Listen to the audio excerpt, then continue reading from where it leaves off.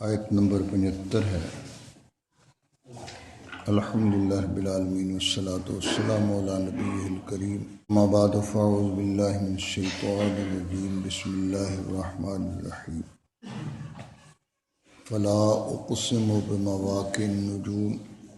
وإنه لقسم لو تعلمون عظیم،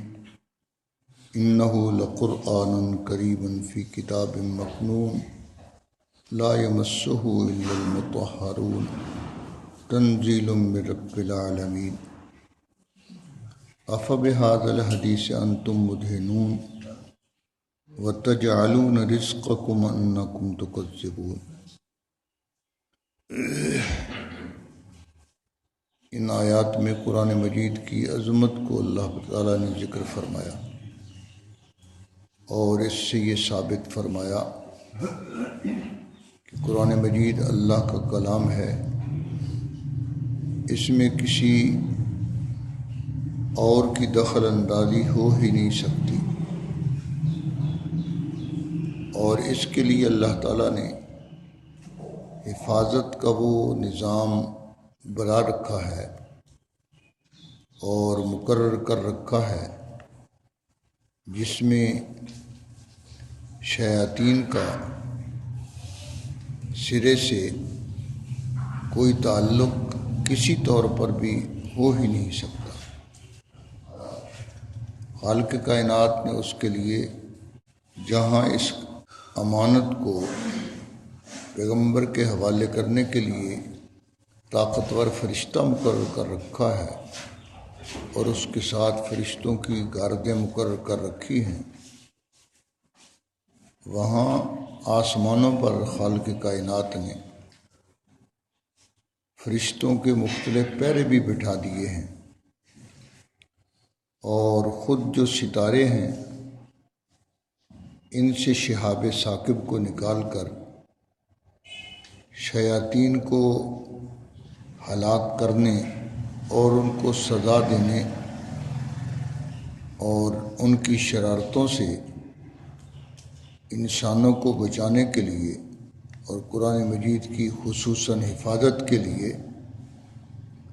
خالق کائنات نے ستاروں سے ایک شعلہ وہ بھی مقرر کر رکھا ہے،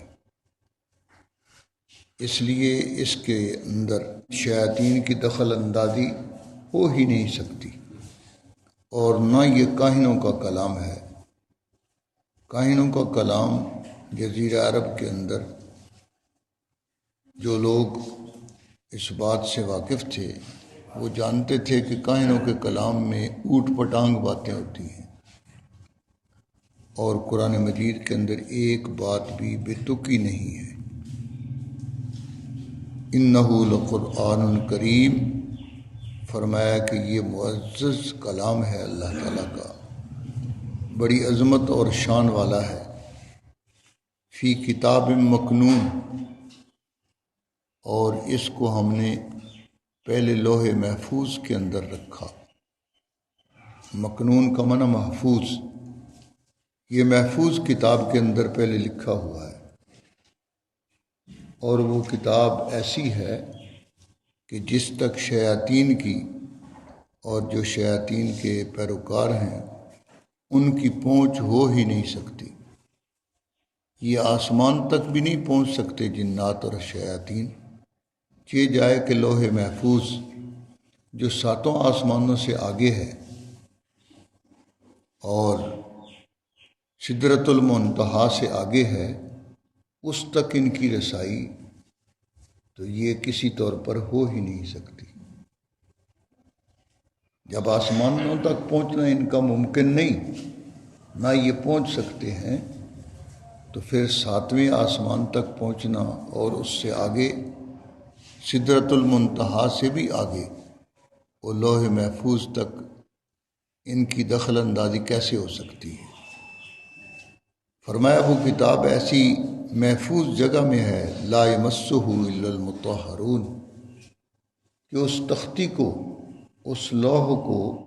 پاکیزہ لوگ ہی چھوتے ہیں۔ اب لا یمسہ الا المطہرون جو ہے اس سے مراد فرشتے ہیں، اور اس کو اگر نہیں کے معنی میں لیا جائے تو پھر اس سے، جیسا کہ بعض علماء نے قرآن مجید کو بغیر وضو کے ہاتھ لگانا جائز نہیں، یہ مسئلہ بھی اس سے ثابت کیا، پھر معنی یہ ہوگا لا یمسہ الا المطہرون، نہ چھوئیں اس کو مگر پاکیزہ لوگ ہیں، یعنی جو طہارت والے لوگ ہیں وہی قرآن کو ہاتھ لگائیں، اور جن کی طہارت کامل نہیں ہے یعنی وضو نہیں ہے وہ لوگ قرآن کو ہاتھ نہیں لگا سکتے، بلکہ جن کو طہارت غسل کے بغیر حاصل نہیں ہو سکتی ان کو قرآن مجید کا پڑھنا بھی جائز نہیں۔ قرآن مجید کا ہاتھ لگانا تو بعد کی بات ہے، قرآن مجید کا پڑھنا بھی جائز نہیں، اور قرآن مجید لکھا ہوا کاغذ پر ایک آیت ہو یا چند آیتیں ہوں یا پورا قرآن مجید ہو، اس کا حکم ایک ہی ہے کہ بغیر وضو کے اس کو ہاتھ نہیں آپ لگا سکتے،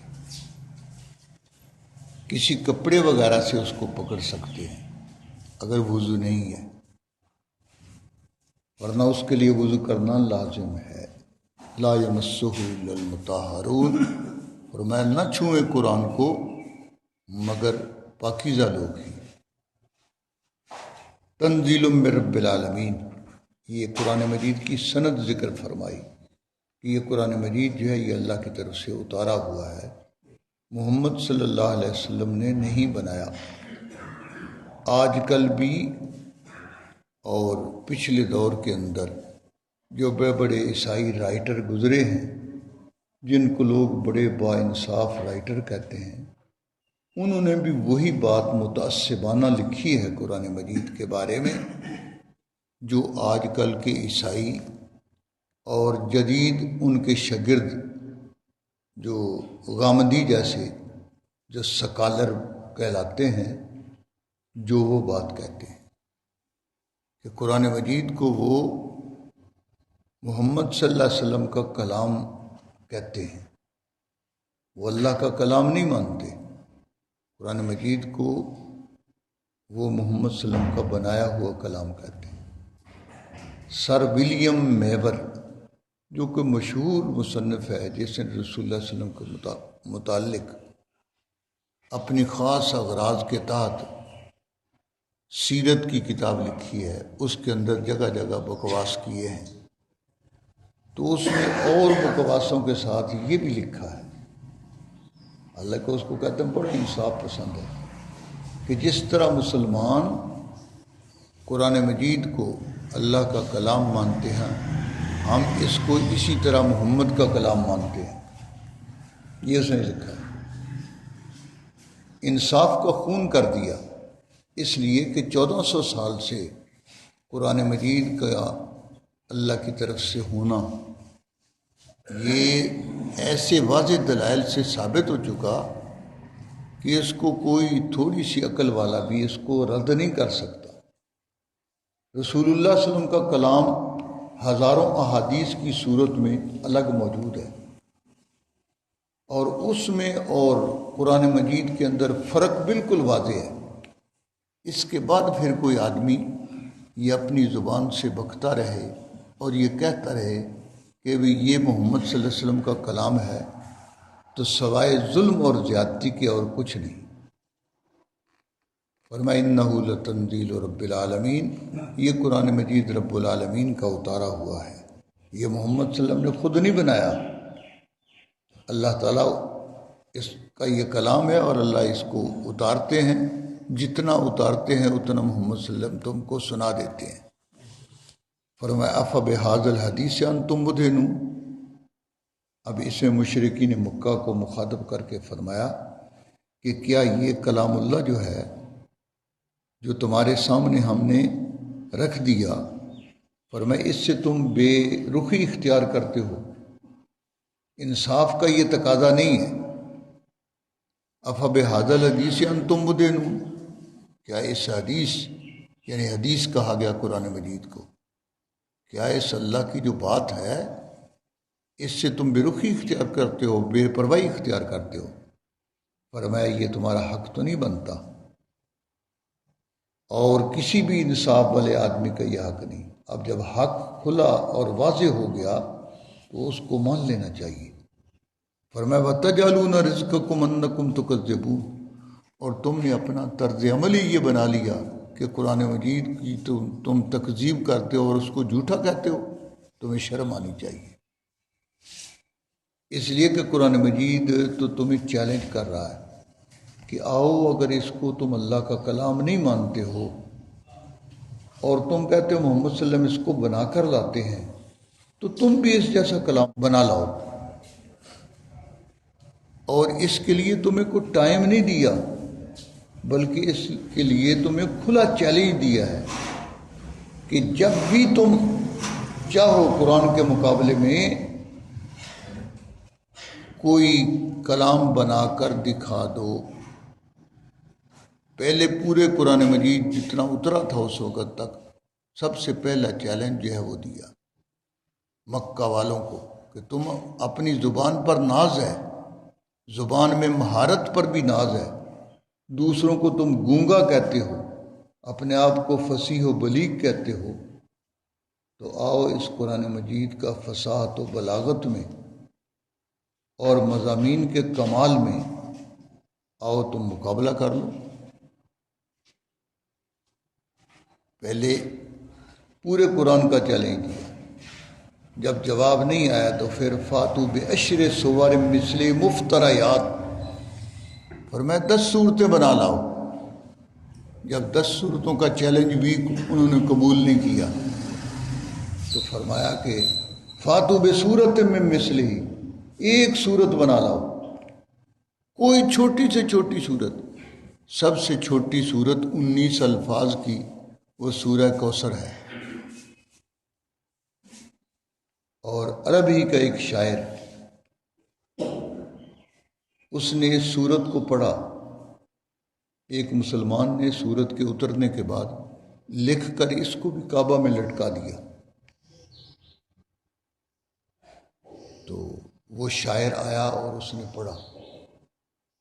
کہنے لگا کہ یہ 3 مصرے ہیں، چوتھا مصرع ہوتا تو یہ 2 شعر بن جاتے یا ایک ربائی بن جاتی۔ ربائی 4 مصروں کے مجموعے کو کہا جاتا ہے، تو بڑی شاندار ربائی بنتی، لیکن ایک اور مصرع جو ہے وہ مل نہیں رہا۔ بڑا زور لگایا اپنی طبیعت پر اور کوشش کی، انا اعطیناک الکوثر، اور قافیہ بھی را ہے کہ آخر میں را ہی آ رہا ہے۔ لفظ را جو ہے آخری حرف جو ہوتا ہے شعر کا، اس کو قافیہ کہتے ہیں۔ تو کہنے لگا قافیہ بھی را ہے، اور بڑے 3 جو جملے ہیں اور 3 جو شعر کے حصے ہیں تو یہ بڑے شاندار ہیں۔ بار بار پڑھتا تھا، انا اعطیناک الکوثر فصل لربک وانحر ان شانئک هو الابتر۔ تو اب جب طبیعت پر بڑا زور دینے کے باوجود بن نہیں سکا تو اس کے منہ سے بے اختیار نکل گیا، ما ھذا قول البشر، ما ھذا قول البشر، کہ تو کیا فضول سوچ میں پڑا ہوا ہے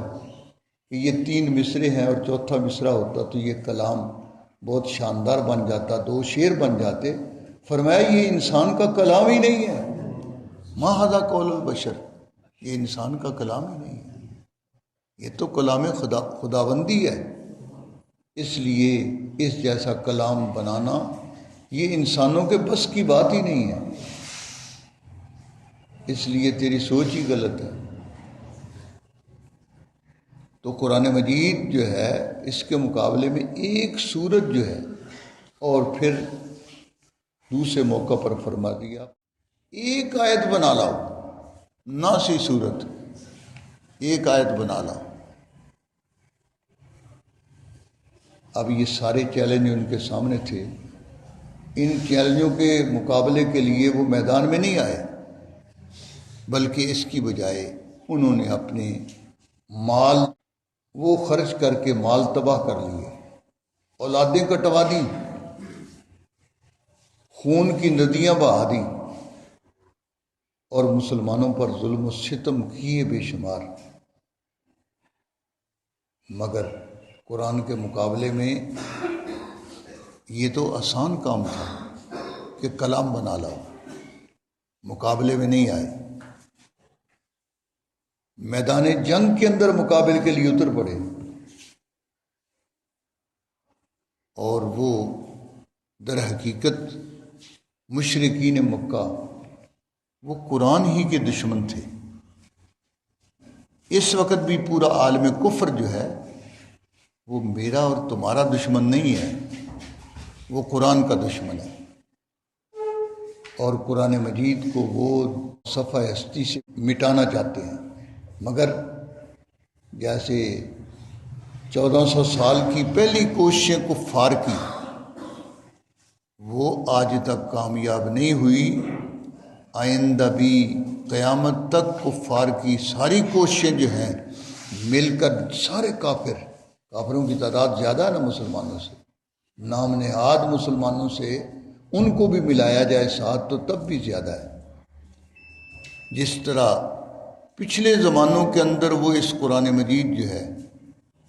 وہ اس کو نہیں مٹا سکے، اسی طرح قیامت تک کے لیے ان کو کھلا چیلنج ہے قرآن کا، یہ قرآن کو مٹا نہیں سکتے، قرآن مٹنے کے لیے نہیں آیا، اتنا ہی ابھرے گا جتنا دبا دیں گے، یہ جتنا قرآن کو دبائیں گے اللہ تعالیٰ اتنا ہی اس کو اور اونچا کر دیں گے۔ قرآن جن کی وساطت سے پہنچا ہے، جو آدمی ان کو ہی مسلمان نہیں مانتا تو ظاہر بات ہے یہ قرآن مجید اس کا ساتھ نہیں دیتا، یہ قرآن مجید انہی کو حاصل ہو سکتا ہے، انہی کو یہ مل سکتی ہے یہ دولت جو اس قرآن مجید کی اس واسطے کو جو پیغمبر صلی اللہ علیہ وسلم سے جنہوں نے براہ راست حاصل کیا اور پھر دوسری دنیا تک پہنچایا، وہ صحابہ کرام رضوان اللہ علیہم اجمعین کی جماعت ہے۔ تجعلون رزقکم انکم تکذبون، تم نے اپنا طرز عمل جو ہے یہی بنا رکھا ہے، تم یہی ایک ٹانگ ہی ہانک رہے ہو، کہہ رہے ہو کہ جی میں نہ مانوں میں نہ مانوں میں نہ، یہ بھی کوئی بات ہے؟ آؤ بات کو پرکھو اور اس کے اندر کوئی نقص نکال کر دکھاؤ۔ فلولا اذا بلغت الحلقوم، اب یہاں سے پھر وہی مسئلہ جو قیامت والا، موت کے بعد دوبارہ اٹھائے جانے والے جو ہے، اسی مسئلے کو دوبارہ ذکر کیا۔ فرمایا تم کہتے ہو کہ جی قیامت کا دن ہے ہی نہیں، قیامت کا کوئی وجود ہی نہیں ہے، یہ ایک فرضی بات ہے، تم یہ ایک بات کہہ رہے ہو۔ جب سے قرآن تمہارے سامنے یہ بات بیان کر رہا ہے کہ قیامت آئے گی، تو تم اس کے جواب میں یہی کہہ رہے ہو کہ اب تک تو مرنے والا کو واپس نہیں آیا، تو آئندہ بھی واپس نہیں آئے گا، تم یہی کہتے ہو۔ حالانکہ قرآن تو یہ کہہ رہا ہے کہ اس جہان میں واپسی کی بات نہیں ہے، ایک اور جہان ہے اس میں واپسی ہوگی۔ فرمایا آؤ اگر تمہارے پاس کوئی انصاف ہے تو اس انصاف کو سامنے رکھ کر فیصلہ کرو۔ اگر بقول تمہارے حساب کا کوئی دن نہیں اور اس دنیا کا کوئی انجام نہیں جیسے تم کہتے ہو، تو پھر بھئی یہ موت کا سلسلہ کیا ہے؟ لوگ پیدا ہو رہے اور پھر مر رہے ہیں، یہاں ہمیشہ نہیں رہ رہے۔ یہ جو موت کا سلسلہ ہے کہ آدمی جانا چاہتا نہیں، اس کے باوجود موت آ جاتی ہے، یہ کیوں ہے؟ یہ زبردستی جو لے جایا جا رہا ہے، تو معلوم ہوتا ہے کہ زبردستی لے جانے والے کسی اور جہان میں اس کو لے جا رہے ہیں، اور جہاں اس سے وہ باز پرس کی جائے گی کہ میاں تو نے وہ جو ہم نے موقع دیا تھا اس موقع میں کیا کیا، کس لیے گئے تھے اور کیا کر کے لائے ہو۔ وہاں یہ پوچھا جائے گا، اس جہان کی طرف لے جایا جا رہا ہے۔ تو فرمایا کہ اگر تم بقول تمہارے اگلا جہان ہے ہی نہیں، تو پھر اپنی روح جو نکالی جا رہی ہوتی ہے اس کو روک لو، روک کر دکھاؤ۔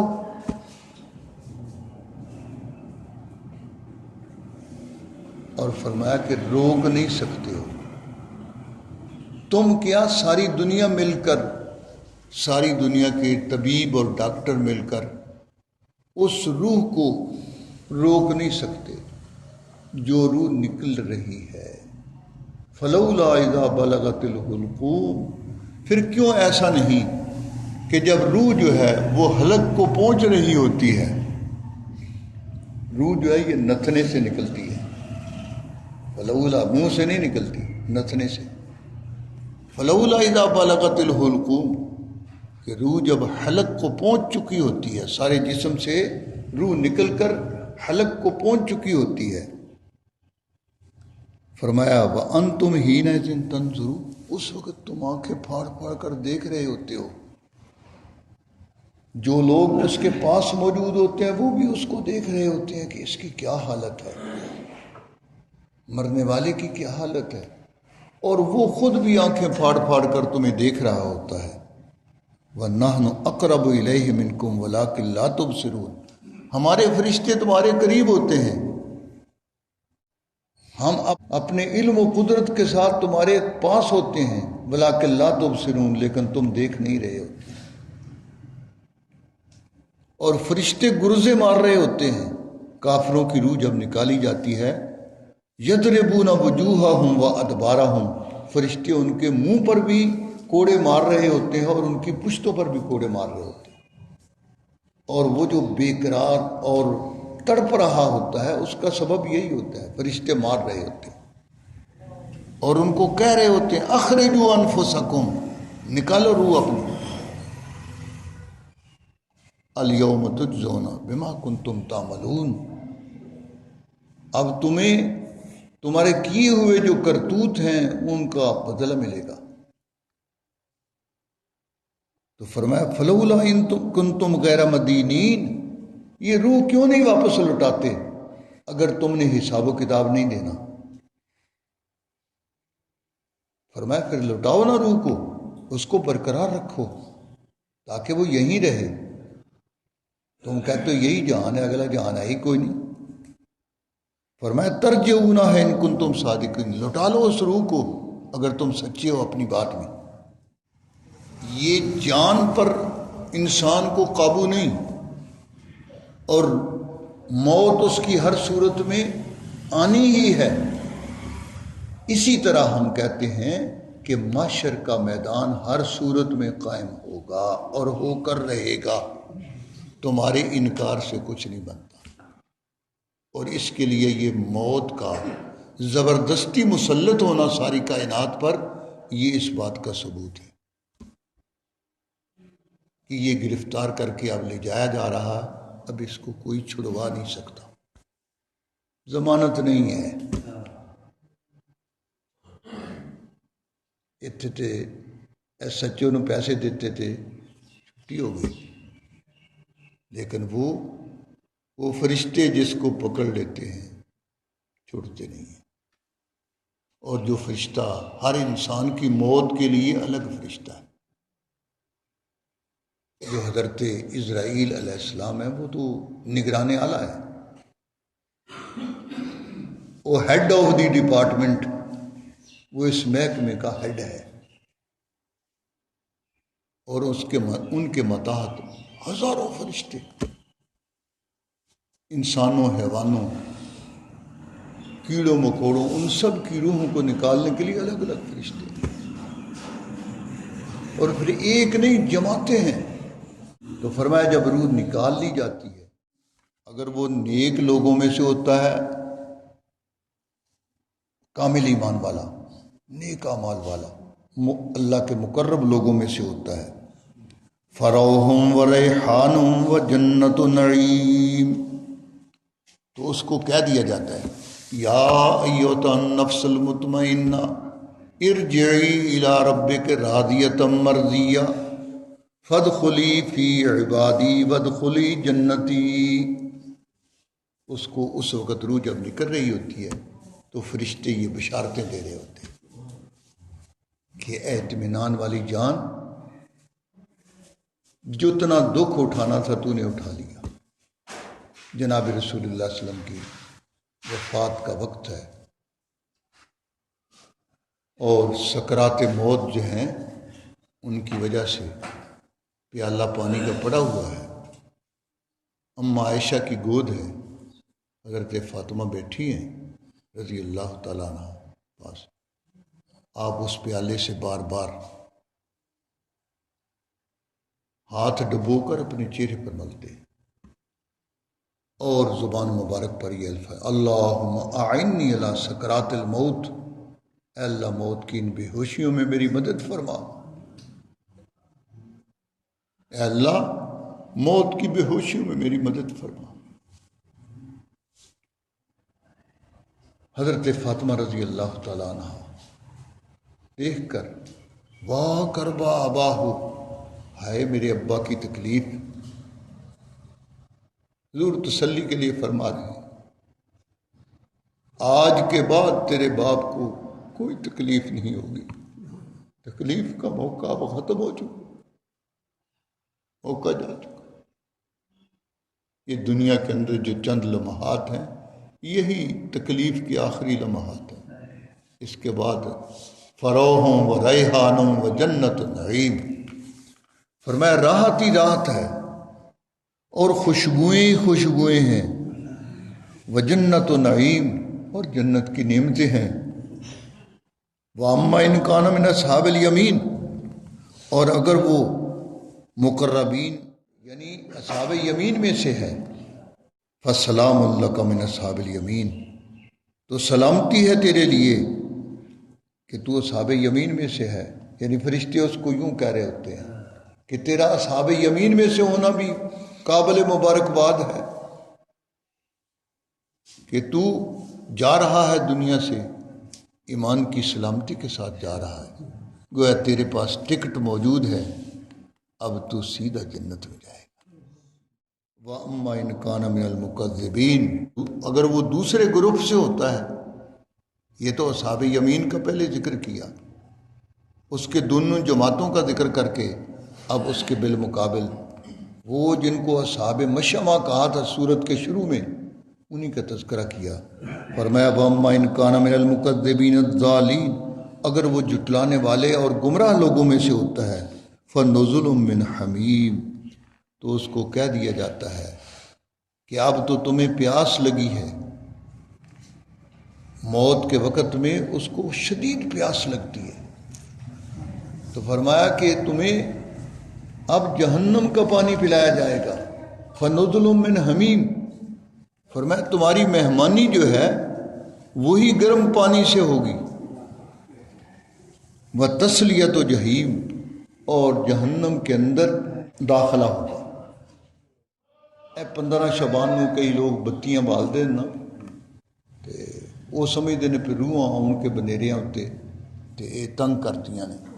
آوازاں بھی دیندیاں نے، یہ ایسی ہی فردی باتیں جھوٹھی، تو ان بری روحوں کو تو کوئی آنے نہیں دیتا، کیونکہ سجین کا معنی ہی قید خانہ ہے، اور نیک روحیں جو ہیں وہ راحت و آرام میں ہوتی ہیں، اس لیے وہ ادھر آنا ہی نہیں چاہتی۔ حضرت جابر رضی اللہ کے والد احد کے اندر شہید ہوئے، تو شہادت کے بعد جناب رسول اللہ صلی اللہ علیہ وسلم نے حضرت جابر کو تسلی دیتے ہوئے ذکر فرمائی یہ بات، کیا جابر تیرے والد کو خصوصاً اللہ پاک نے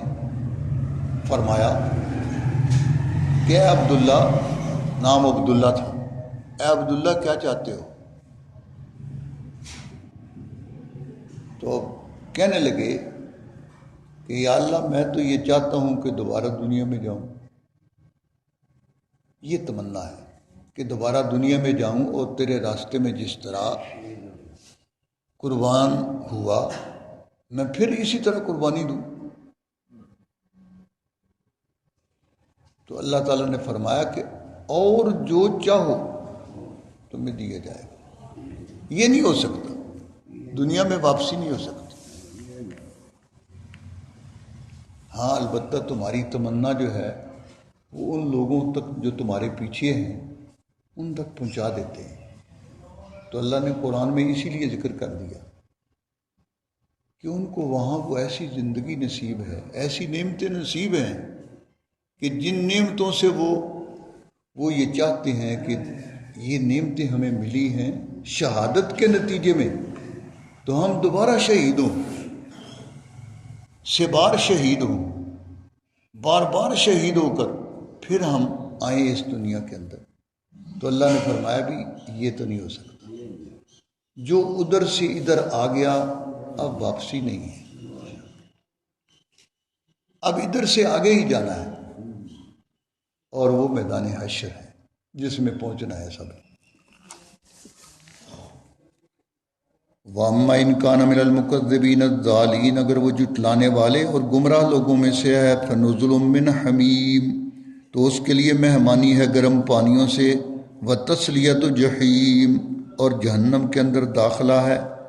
إِنَّ هَذَا لَهُوَ حَقُّ الْيَقِينِ، فرمایا یہ بے شک برحق یقینی بات ہے. فَسَبِّحْ بِاسْمِ رَبِّكَ الْعَظِيمِ، پس تم تسبیح کرو اپنے عظمت والے رب کے نام کی. سبحان ربی العظیم، اے اللہ تو سبحان ہے، تو ہی عظمتوں والا ہے. اے اللہ ہم تیری ہی تسبیح کرتے ہیں، ہمیں اپنی تسبیح کی جب تک ہم دنیا کے اندر ہیں اپنی تسبیح کی توفیق نصیب فرما. سبحان ربک رب العزت عما یصفون وسلام علی المرسلین والحمد للہ.